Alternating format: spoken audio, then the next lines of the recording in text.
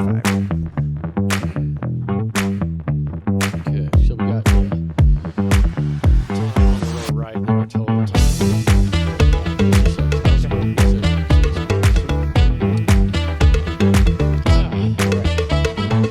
Welcome to KidMin Backstage, a place where we talk about kids ministry and take a peek behind the scenes. We try to share a little bit of what we've learned that works for us and some of our failures so you can avoid them. We release a new episode every Friday, and this is your backstage pass to see the magic or disaster that happens behind the scenes of our kids ministry. I'm your host, Gabe Baker, and today I'm joined by Brother Aaron Boggs. Oh, what's up? Good. It's going. Glad to have you back on. Yeah. I got this little backdrop. Now, the cameras are going to show like the edge of it, so I had to turn the lights on the wall. Good. But I thought, something different. Oh, yeah. I love it. I think every time we do it, it's a little different.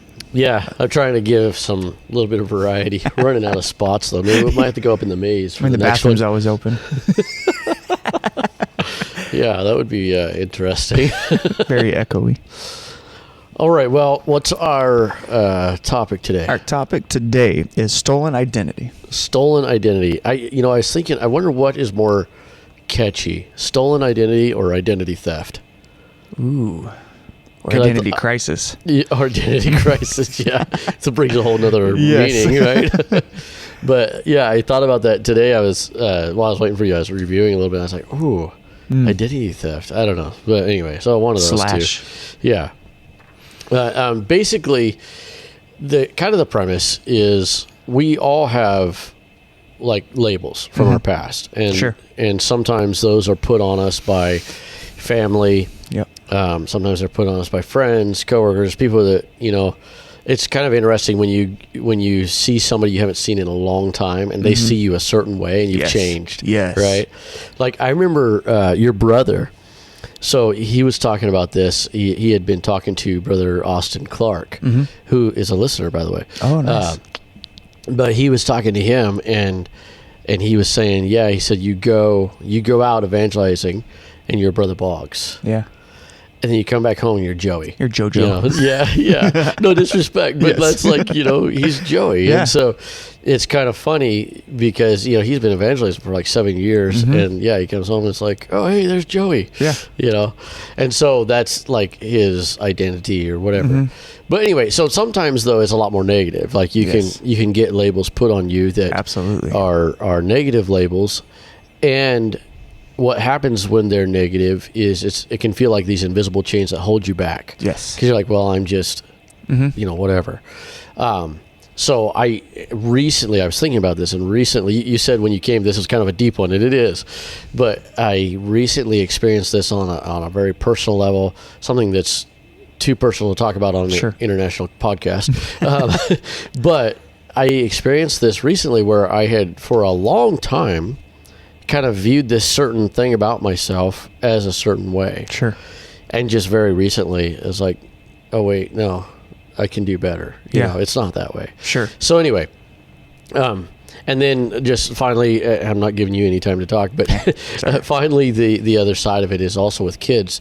Kids today, and somebody posted on a chat that I'm in the other day, some statistics, and I don't remember them, but it's like talking about suicide rates and stuff. But the point that they were giving was, and this is not, I don't think, Christian based, but they were saying that the reason why young people suicides have gone up is because they don't see that it's hard for them to visualize what to live for. Yeah. It's hard for them to articulate it and visualize any kind of like goal or anything. And so I thought that's crazy. That is incredible. No motivation. No. So on that point too, it's like I've dealt with this on a personal level. Again, not going into all that as you said, but you feel like you're viewed a certain way, and maybe you are, but I have in my lifetime many times fallen into that trap of believing that label. Yeah. Whether something that was self-imposed or something the devil's trying to place on you. Yes. Said you're no good, or something you've heard somebody say about you which hurts. You might brush it off, but it does hurt. Like maybe I am fill in the blank. And then you start living as if you are fill in the blank. Your whole Yes. life is and wrapped it's up in like that. a what do they say? Self-fulfilling prophecy. Yes. Yeah. Self-imposed. Well, you even said it's those invisible chains, and you'll never break out of that until you realize that that's not who you are, and you can change. Yes. Yeah. Whether Yeah, there's that's truth good. to it or not. You know.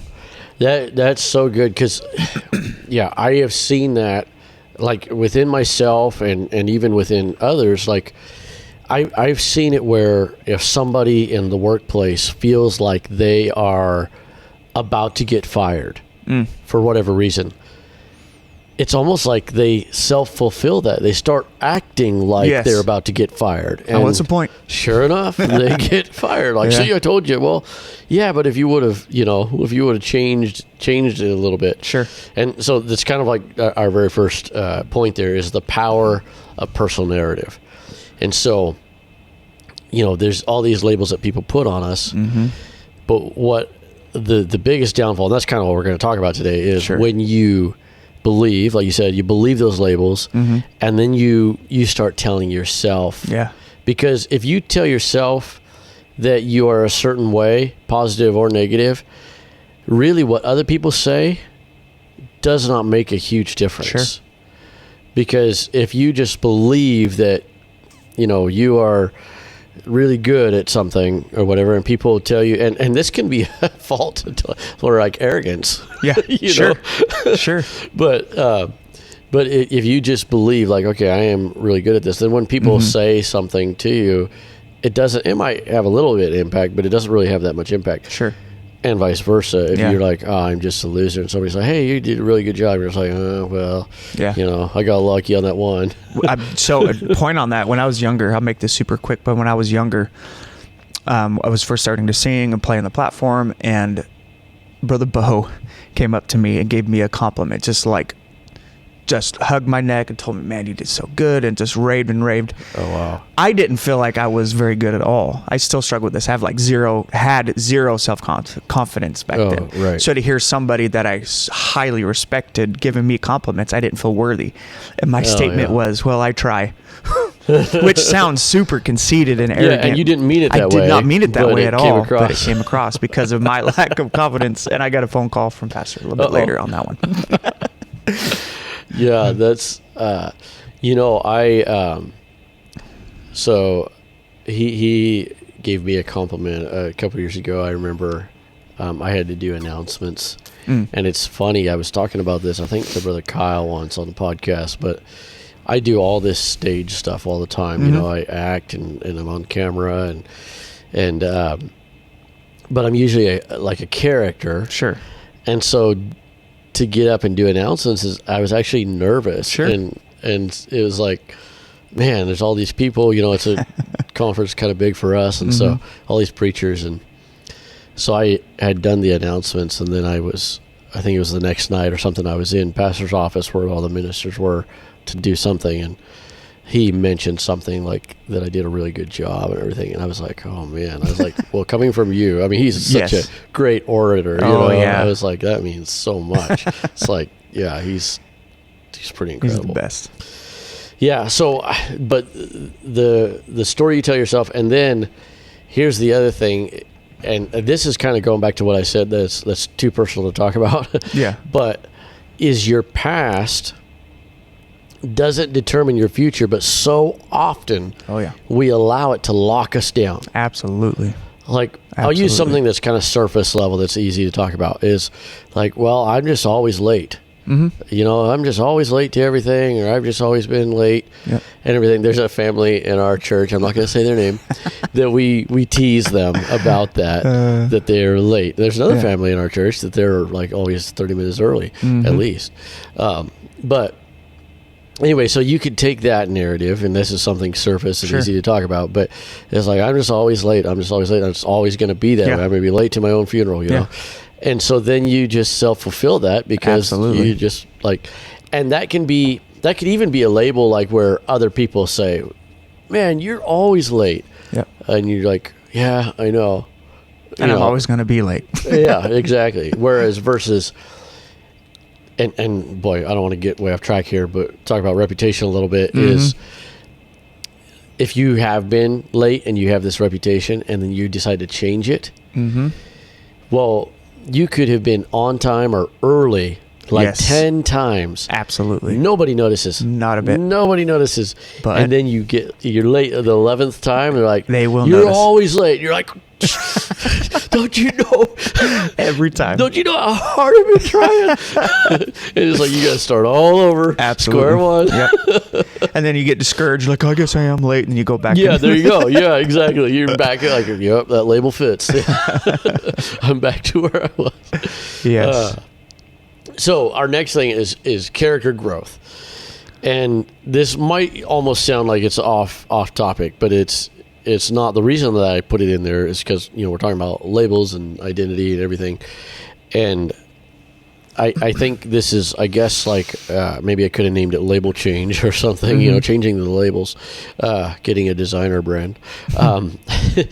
But character growth or development doesn't just happen. No. You have to be intentional. It's not like, I mean, unfortunately, I have seen 40, 50-year-old people that act like teenagers. Oh, yeah. Because there was no intentional growth. No. Age doesn't bring... Just age alone doesn't bring wisdom. It might bring some because of experience. Sure. And we respect our elders. Don't want to get it wrong. But absolutely. Get it wrong. But we have to be intentional on growing. Yeah.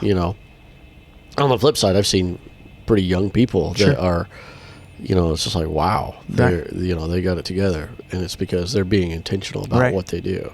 Well, that's huge. So, one of the books I read.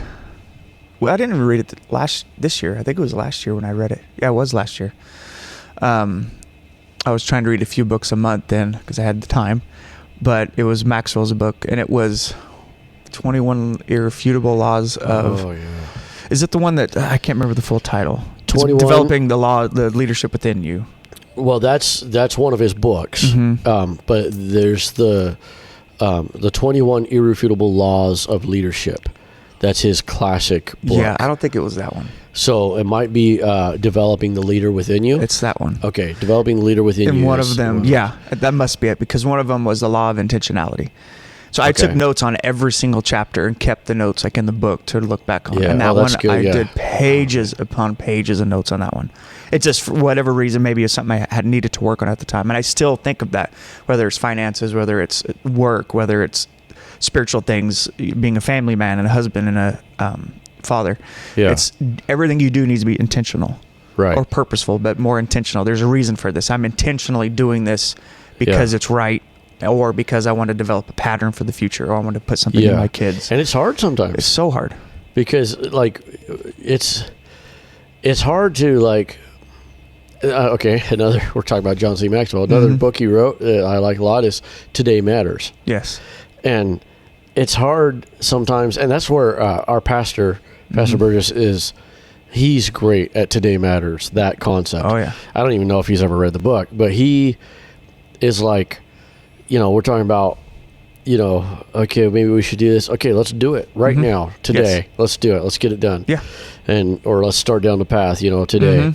And it's hard sometimes, I think, when we're thinking of these things that could be, quote unquote, lofty, for us to think that today does matter, like that we got to be intentional right now. We got to intend to do that. It's a lot easier to say, well, someday. Oh yeah, right. And that just puts all the pressure off. Yeah, exactly. It takes the pressure off. Like, well, someday. Over the rainbow. Yeah. And I remember I read something one time about. It might have been Maxwell, I don't know, but I think with goals, with finances, I could see it in finances especially. We tend to, let's see, what was it?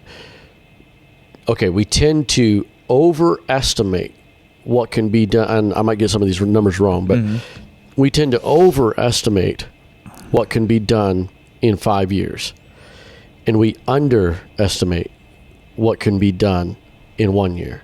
Yeah. It's very true.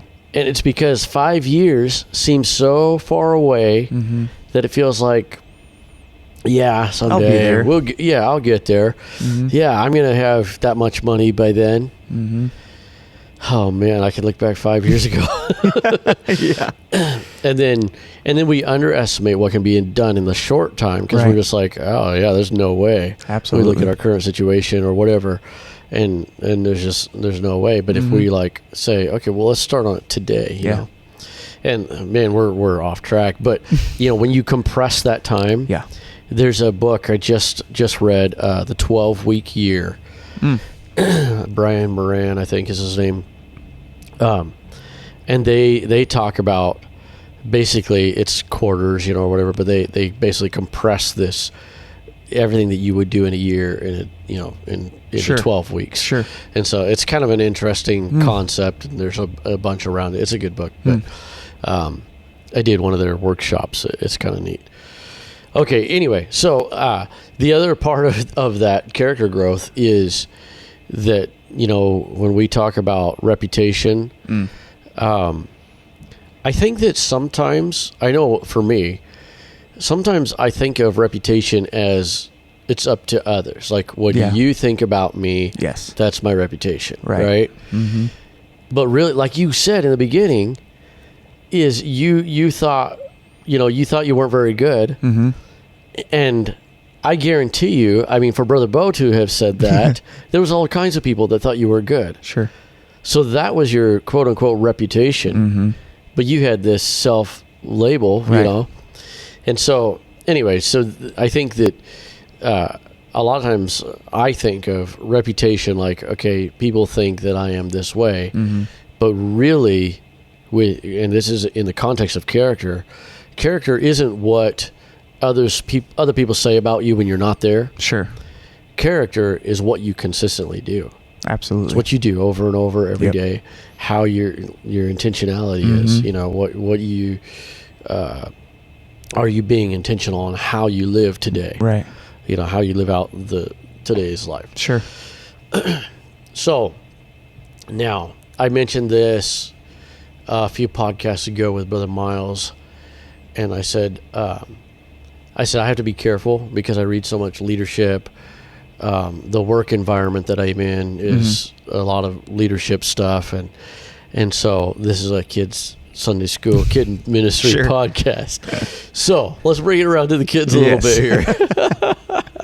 So in our Sunday school, as Sunday school leaders, this is our third point here, is that we need to have a culture of encouragement. Sure.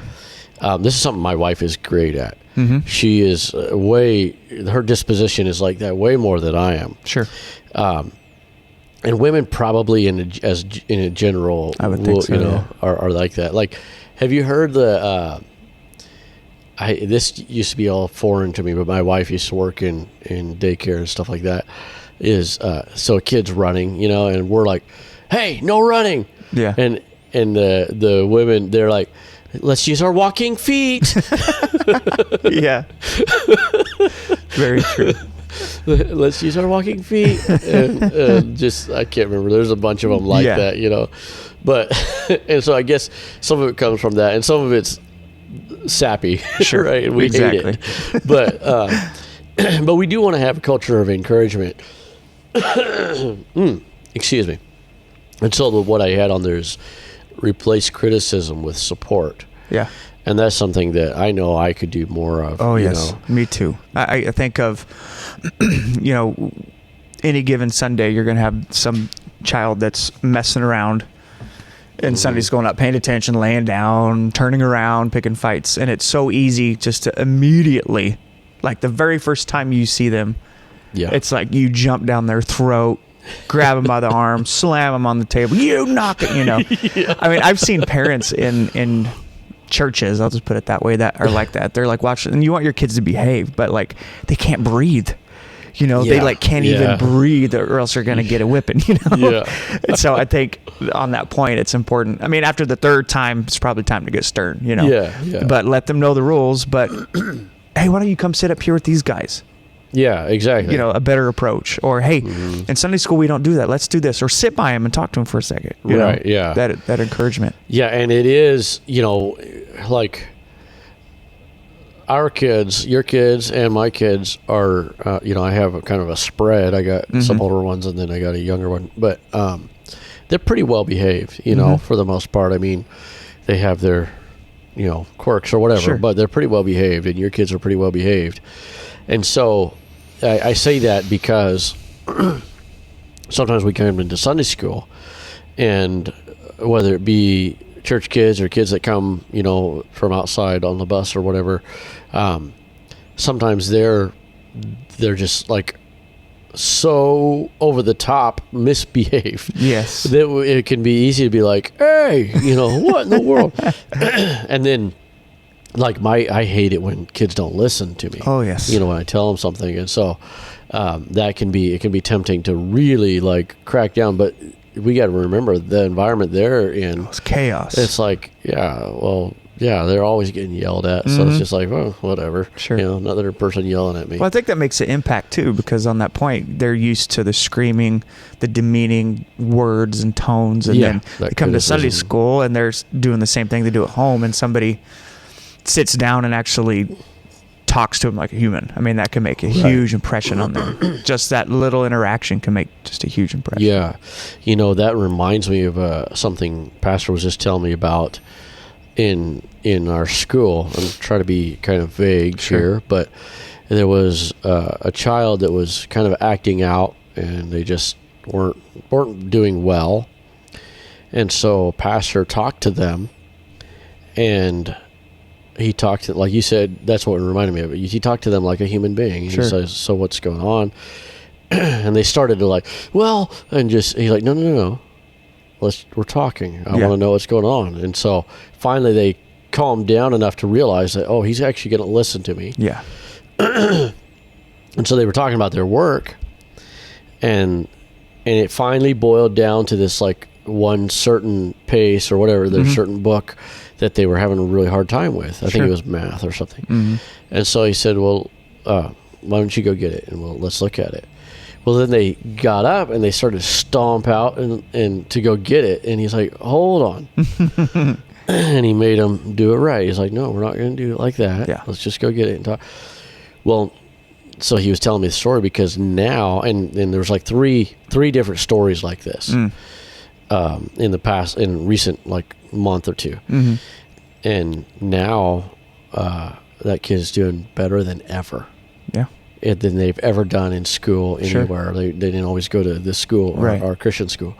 So he replacing criticism with support. He was supporting them, finding out what the real issue was. Right.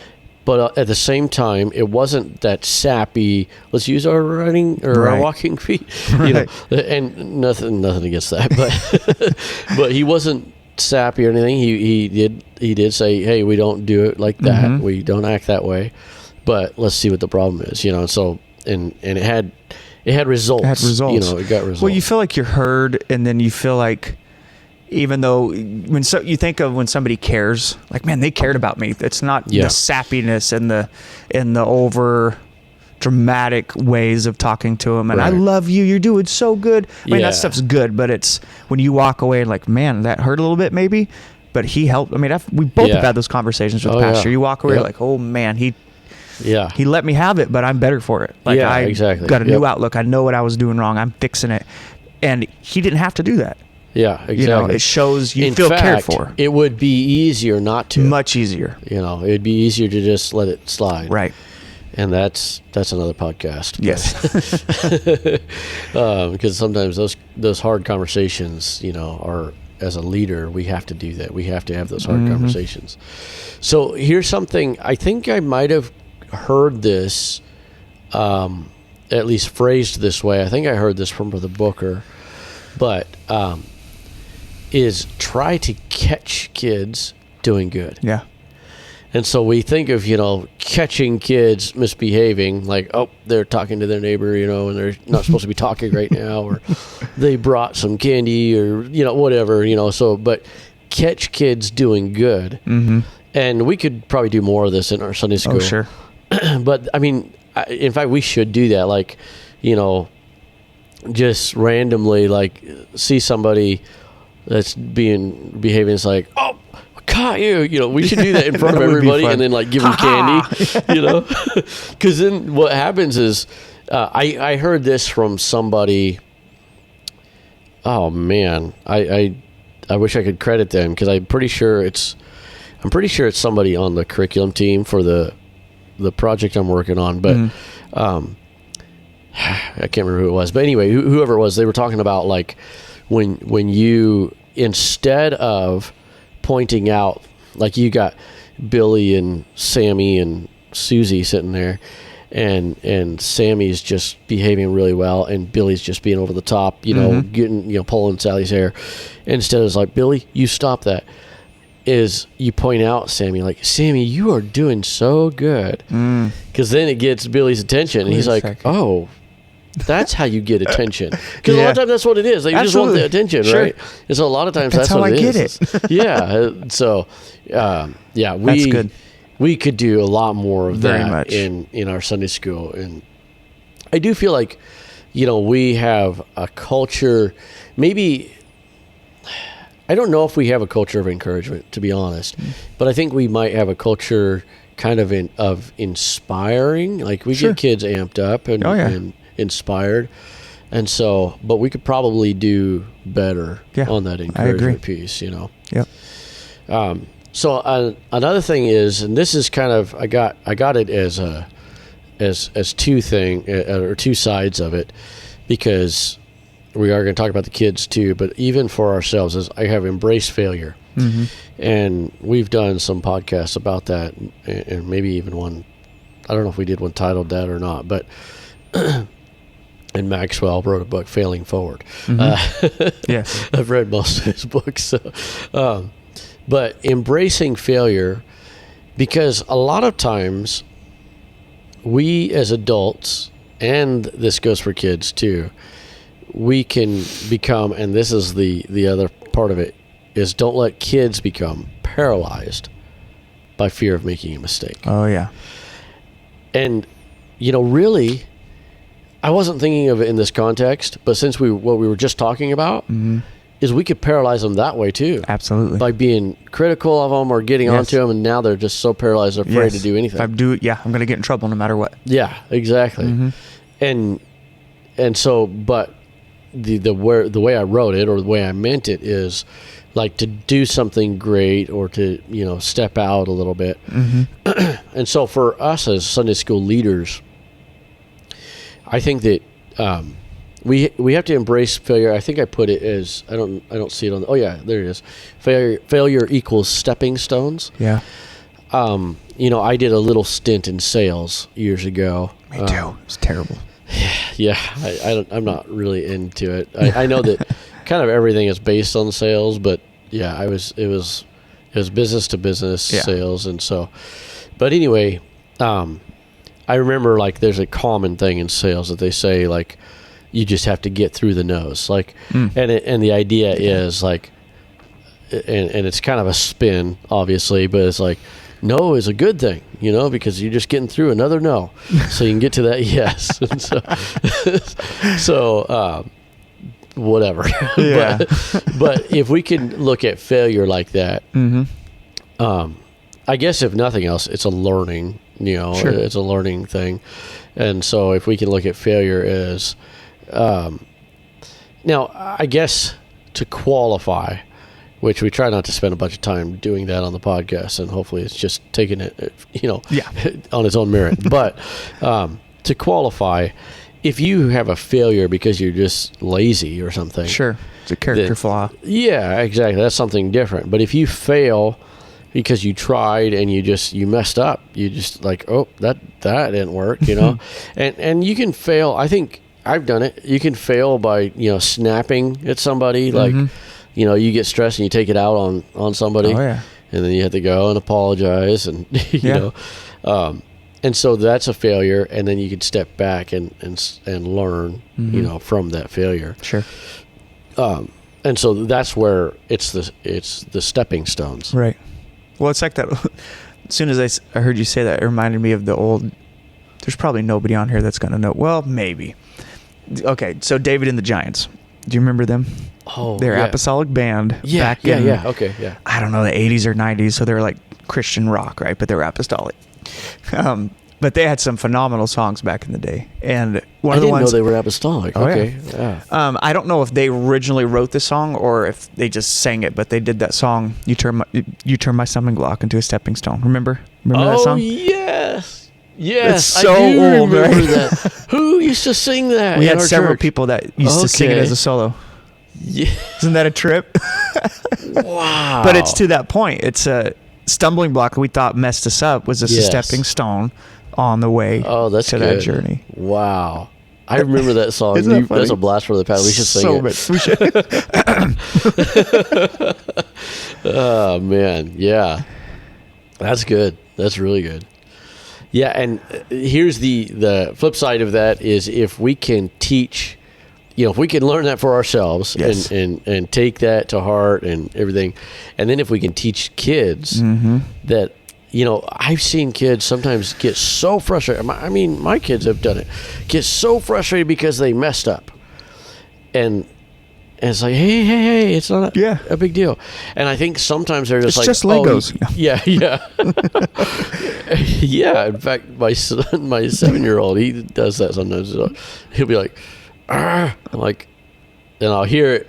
By the third time, I'm like, hey, what's going on? Because I'm having enough of it. Yeah.